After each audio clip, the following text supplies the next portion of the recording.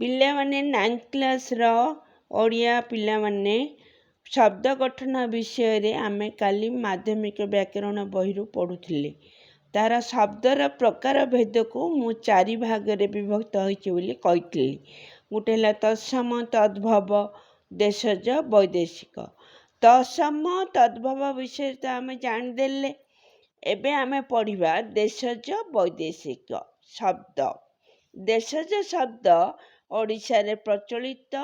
ଦେଶଜ ଶବ୍ଦର 3ଟି ସ୍ତର ରହିଛି: ଆଦିବାସୀ ଭାଷା, ଦ୍ରାବିଡ଼ ଭାଷା, ଜନସାଧାରଣଙ୍କ ମୁଖରୁ ଜାତ ହୋଇଥିବା ଭାଷା। ଆଦିବାସୀ ଶବ୍ଦ ହେଲା ଅଟେଇ, ଅରମା, ଆଣ୍ଠୁ ପ୍ରଭୃତି। ଦ୍ରାବିଡ଼ ଶବ୍ଦ ହେଲା ଅଡ଼ା, ଆରିସା, ଏଣ୍ଡୁରି, ଅଗାଡ଼ି। ଏଇ ଶବ୍ଦ ଗୁଡ଼ିକ ଭଲ ରୂପେ ମନେ ରଖିବ ପିଲାମାନେ, ପରୀକ୍ଷାରେ ସର୍ଟ କୋଶ୍ଚିନ୍ରେ ଆସିଥାଏ। ଓଡ଼ିଶାର ଜନସାଧାରଣଙ୍କ ମୁଖରୁ ଜାତ ହୋଇଥିବା ଶବ୍ଦ ଗୁଡ଼ିକ ଢିଙ୍କି, ଛାଞ୍ଚୁଣୀ, ଅଖାଡ଼ୁଆ, ଜନ୍ତାଳ, ଠେକରା, ଝୁମୁକା, ହାକୁଟି। ପରୀକ୍ଷାରେ ଆସିବ ଢିଙ୍କି କେଉଁ ଶବ୍ଦରୁ ଆସିଛି? ନା, ଓଡ଼ିଶାର ଜନସାଧାରଣଙ୍କ ମୁଖରୁ ଦେଶଜ ଶବ୍ଦରୁ ଆସିଛି। ବୈଦେଶିକ ଶବ୍ଦ ଭାରତରେ ଅନେକ ଦେଶରୁ ଲୋକମାନେ ବାଣିଜ୍ୟ କରିବାକୁ ଆସୁଥିଲେ। ବାହାର ଦେଶର ପ୍ରଭାବରେ ଆମ ଦେଶ ଉପରେ ପ୍ରଭାବ ପଡ଼ିଥିଲା। ସେଇଭଳି ଭାଷା ଉପରେ ମଧ୍ୟ ପ୍ରଭାବିତ ହୋଇଥିଲା।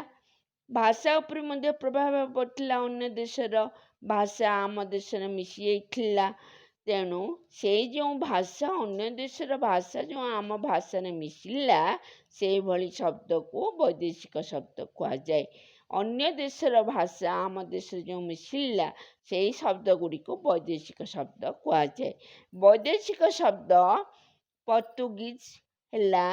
ପର୍ତ୍ତୁଗୀଜ ଲୋକମାନେ ବାଣିଜ୍ୟ କରିବାକୁ ଆସିଥିଲେ, ଭାସ୍କୋ ଡା ଗାମା ଏମାନେ।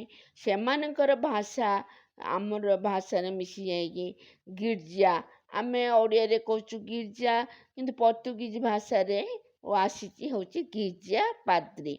ଜାବନିକ ଭାଷା ଅକଲ,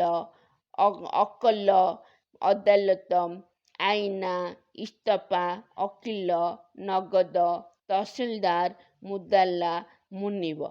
ଆଉ ପାରସିକ ଭାଷା ହେଲା ଅଙ୍ଗୁର। ଅଙ୍ଗୁର ପରୀକ୍ଷାରେ ପଡ଼ିବ କେଉଁ ଭାଷାରୁ ଆସିଛି ବୋଲି ପଢ଼ିଲେ ପିଲାମାନେ ଲେଖିବ ପାରସିକ ଭାଷାରୁ ଅଙ୍ଗୁର ଆସିଛି ଆମ ଓଡ଼ିଆ ଭାଷାକୁ। ଅବକାରୀ, ଖଜଣା, କରଜ, ଚଷମା। ଏ ଚଷମାଟା ପରୀକ୍ଷାରେ ବହୁତ ଥର ଆସିଥାଏ ପିଲାମାନେ। ତମେ ଲେଖିବ ପରୀକ୍ଷାରେ ପାରସିକ ଭାଷାରୁ ଚଷମା ଆସିଅଛି, ଓଡ଼ିଆ ଭାଷାରେ ମିଶିଛି। ସୁପାରିଶ, ହୁସିଆର ଇତ୍ୟାଦି। ତୁର୍କୀ ଶବ୍ଦରୁ ତୁର୍କୀମାନେ ମଧ୍ୟ ବାଣିଜ୍ୟ କରିବାକୁ ଆସିଥିଲେ। ତାଙ୍କର ଭାଷାରୁ କଇଁଚି, କୁଲି, ଗାଲିଚା, ବନ୍ଧୁକ, ବାରୁଦ, ତୋପ, ଚପାତି। ଏଇ ଶବ୍ଦ ଗୁଡ଼ିକ ଆମ ଭାଷାରେ ମିଶିଯାଇଛି।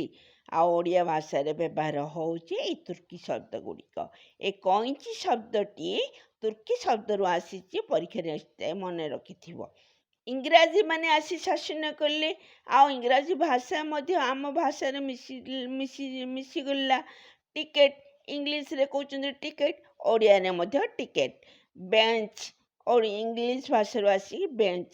ଟେବୁଲ, ଜଜ୍, ପେନ୍, ଇଞ୍ଜିନ୍। ଓଡ଼ିଆରେ ମଧ୍ୟ ଆମେ କଲେଜ କହିଲେ ମହାବିଦ୍ୟାଳୟକୁ ବୁଝୁଛୁ। ଆଉ ଇଂରାଜୀରୁ ଆସିଛି ଏଇ କଲେଜ ଶବ୍ଦଟା ଇତ୍ୟାଦି ବୈଦେଶିକ ଭାଷା। ହେଲେ ଏବେ ଆମେ ଜାଣିଲେ ଶବ୍ଦ ଗଠନ ବିଷୟରେ। ତତ୍ସମ, ତଦ୍ଭବ, ଦେଶଜ, ବୈଦେଶିକ। ଶବ୍ଦର ପ୍ରକାର ଭେଦ ଏଇ 4 ଗୋଟି ଶବ୍ଦକୁ ନେଇକି ଗଠିତ ହୋଇଅଛି।